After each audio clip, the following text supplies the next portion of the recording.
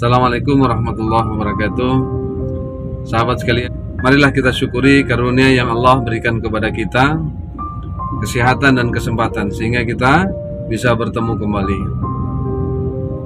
Sahabat sekalian, dua kenikmatan ini, nikmat sehat dan nikmat kesempatan ini merupakan nikmat yang kebanyakan manusia itu melupakannya.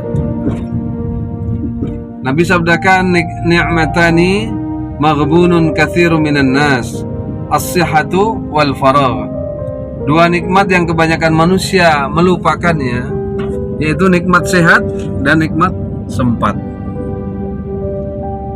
Nikmat sehat ini baru terasa ketika sakit datang. Memang begitu. Biasanya satu nikmat ini terasa ketika nikmat itu dicabut. Ketika sakit baru terasa. Nikmatnya sehat gigi, kapan terasa? Ketika sakit gigi. Waktu sakit gigi baru 3 hari aja sakit, itu satu RT udah tahu semua. Tapi sehat gigi kita sudah 1 tahun, nggak ada yang tahu, nggak ada yang kita kasih tahu. Kita diam-diam saja, kita lupa mensyukuri. Alhamdulillah sehat gigi saya. Begitu juga nikmat sempat. Kesempatan ini adalah perkara yang mahal. Perkara yang mahal. Kapan terasa? Ketika ajal datang. Barulah kita merengek-rengek kepada Allah. Rabbi laula akhartani ila ajalin qarib. Ya Allah, tundalah sebentar ajalku ya Allah. Tundalah sebentar saja. Aku akan beramal soleh. Barulah dia menyesali, kenapa selama ini. Maka karena itu hadirin yang mulia, sahabat sekalian, kita manfaatkan waktu kita. Perjalanan yang singkat dari Painan mau menuju ke Lunang. Baru saja kami mengisi bensin. Sehingga di SPBU, dan pegawai SPBU mengatakan apa? Dari nol ya Pak? Dari nol ya? Ya. Dia mengatakan dari nol ya. Tetapi saya justru terbayang bagaimana Nabi Shallallahu Alaihi Wasallam mendidik bagaimana para sahabat untuk mengenolkan dirinya. Apa sabda beliau? Jaddidu imanakum, perbaharuilah imanmu. Maka sahabat bertanya, bagaimana kami memperbaharui iman kami ya Rasulullah? Wa kaifa nujaddidu imanana ya Rasulullah? Beliau bersabda, aktsiru min qawli la ilaha illallah. Perbanyaklah olehmu pembicaraan, perkataan la ilaha illallah. La ilaha menafikan makhluk, illallah mengisbatkan Allah. Menafikan makhluk, mengosongkan hati kita. La ilaha dikosongkan, dinafikan, ditiadakan. La ilaha illallah, la khaliqa illallah. Tidak ada yang menciptakan. Semua yang ada ini diciptakan oleh Allah. La ilaha illallah, la mawjuda illallah. Tidak ada yang ada semua ini. Semua ini ada diadakan oleh Allah. Dikosongkan hati kita. Dalam perjalanan hidup kita, kita terkesan dengan benda-benda ciptaan Allah, dengan makhluk-makhluk ciptaan Allah, sehingga kita punya kecintaan-kecintaan. La ilaha illallah, la mahbuba illallah. Kita kosongkan, baru akan berisi hati kita dengan iman. Apabila sudah dikosongkan daripada makhluk, kapan akan hadir kebesaran Allah? Ketika kebesaran makhluk kita keluarkan dari hati kita, sampai kita melihat makhluk, yang teringat adalah di balik yang menciptakan makhluk tadi. Siapa di balik makhluk ini? La ilaha illallah. Sahabat sekalian, bahkan apa-apa yang ada ini menunjukkan sebagai bukti bahwasanya Allah yang ada. Allahu la ilaha illa huwal hayyul qayyum. Dialah Allah yang tidak ada ilah kecuali Dia. Dialah yang maha hidup. Semua ini karena dihidupkan oleh Allah yang maha hidup. Sampai semua nanti nggak hidup lagi, sampai semua yang hidup ini nggak hidup lagi, Allah tetap hidup. Itulah Allah. Itulah yang kita sebut-sebut setiap hari. Itulah yang kita berdoa setiap hari kepadanya.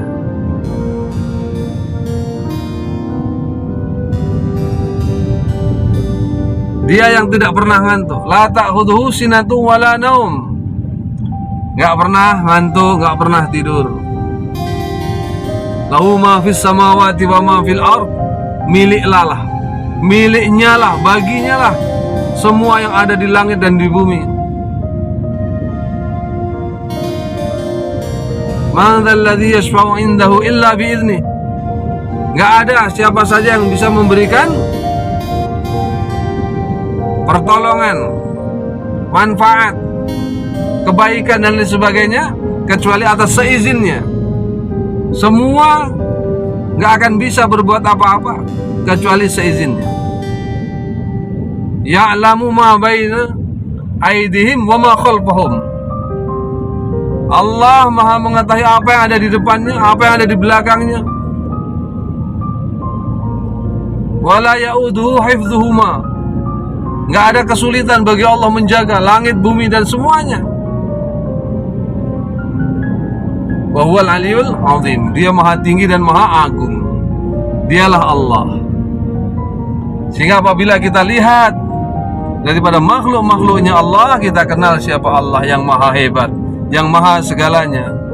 La ilaha illallah. Ada yang mulia, terkadang diri kita ini merasa mampu. Kita wa fi anfusikum afala tubsirun. Pada dirimu tidakkah engkau amati? Jadi kita dan perbuatan-perbuatan kita pun Allah yang menciptakannya. Cuman terkadang kita menepuk dada, inilah saya, inilah aku. Nolkan hal ya. Bila ada ilah yang lain di hati kita selain Allah, ada kesyirikan tersembunyi. Syirik khafi, syirik yang tersembunyi dalam hati.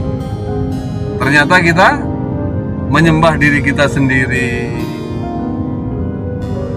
Ternyata ada ilah yang lain selain Allah. Sahabat sekalian, nolkan lagi diri kita. Kita tidak bisa apa-apa. Kita bisa karena dibisakan Allah. Kita tidak tahu apa-apa. Kita tahu karena dikasih tahu oleh Allah. Kita mampu karena dikasih kemampuan oleh Allah. Kalau Allah ambil hidup kita, kemampuan kita punya telinga tapi nggak dengar, bisa saja bagi Allah. Kita punya mata tapi tidak melihat.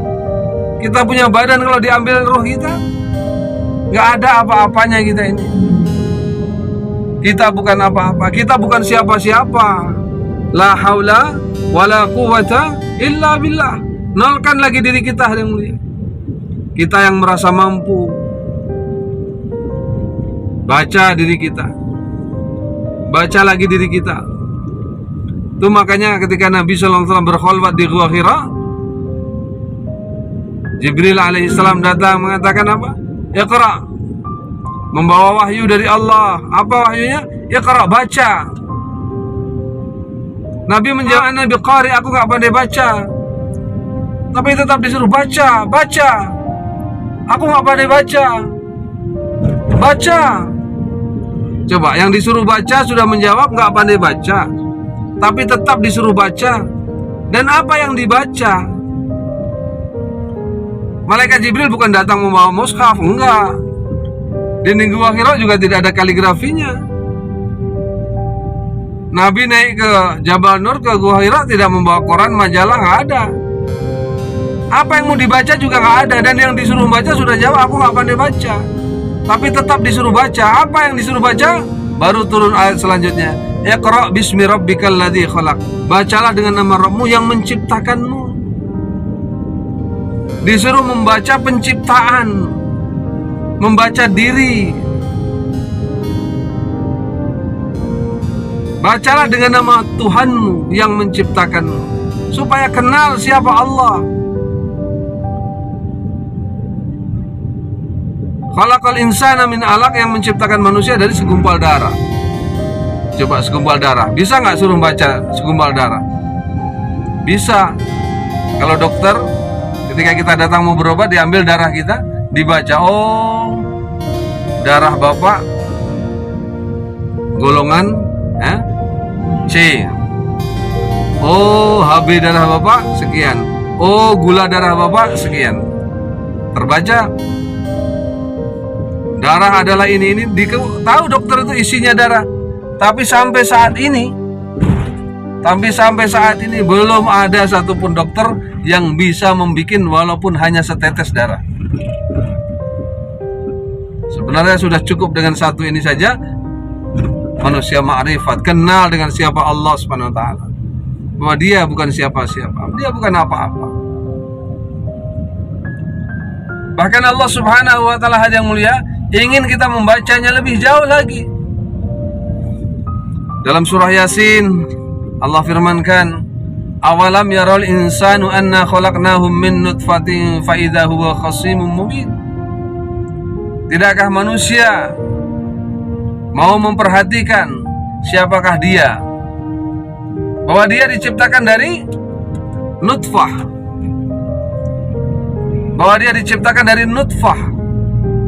sperma, fa idza huwa khasimun mubin. Tiba-tiba dia congkak dengan nyata. Kenapa dia menjadi makhluk yang tak tahu diri? Karena nggak mau membaca diri. Bahkan sebelum nutfah apa? Min sulalatin min tin, dari sari pati bumi. Apa itu? Mungkin protein, mungkin vitamin, mungkin mineral. Wallahu a'lam. Bahkan Allah ingin kita membaca lebih dalam lagi. Hal ata 'alal insani hinun minad dari lam yakun syai'an madhkura. Bukankah telah datang saatnya pada manusia untuk mengetahui siapa dirinya sebelum menjadi sesuatu yang bisa disebut. Belum lagi ada namanya. Siapa dia? Dia bukan siapa-siapa, bukan apa-apa. Barulah kita runtuhkan ananiah kita, nol diri kita, tidak ada. Baru kita akan tahu la ilaha illallah. Hari ini ada ketakaburan. Setelah kita pandai ini, pandai itu, ahli ini, ahli itu, sarjana ini, sarjana itu, kita sudah punya pangkat ini, pangkat itu, baru kita ini, Masya Allah, kita sombong. Kita sombong, kita menepuk dada. Kita punya eksistensi, Masya Allah. Disinilah kecelakaan kita. Keahlian yang Allah SWT berikan menjadikan kita ini sombong, sum'ah, bangga diri, takabur. Bagaimana iblis? Ketika dia sudah mulai merasa eksistensi dirinya dan dia merasa direndahkan, nggak mau nol, disinilah sumber kecelakaan. Dia sudah mulai mengatakan, ana khairum minhu, aku lebih baik daripada dia. Khalaqtani min nar wa khalaqtahu min tin. Engkau ciptakan aku dari api, dia cuma dari tanah. Merasa lebih baik dari orang lain, inilah sombong. Coba. Sedangkan iblis yang sudah sedemikian hebatnya, sudah sedemikian luar biasanya, iblis ini bukan iblis, namanya dulu Ajazil.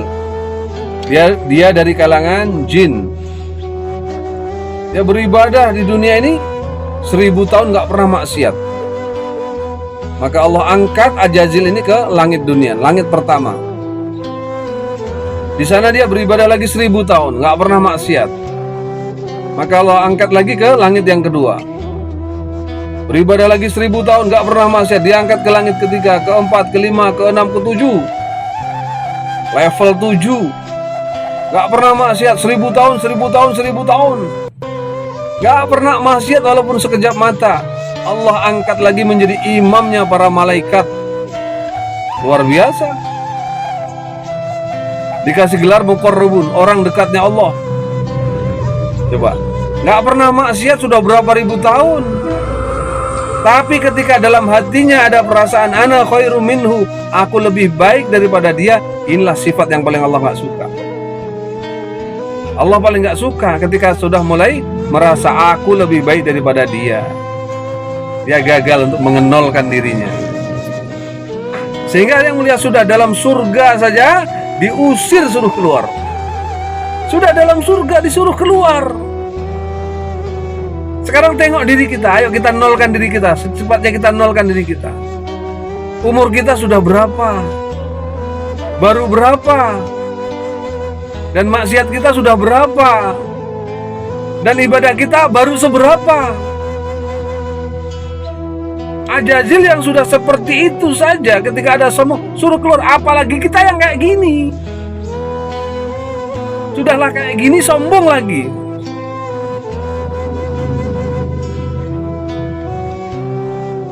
Ajazil disuruh sujud kepada Nabi Adam.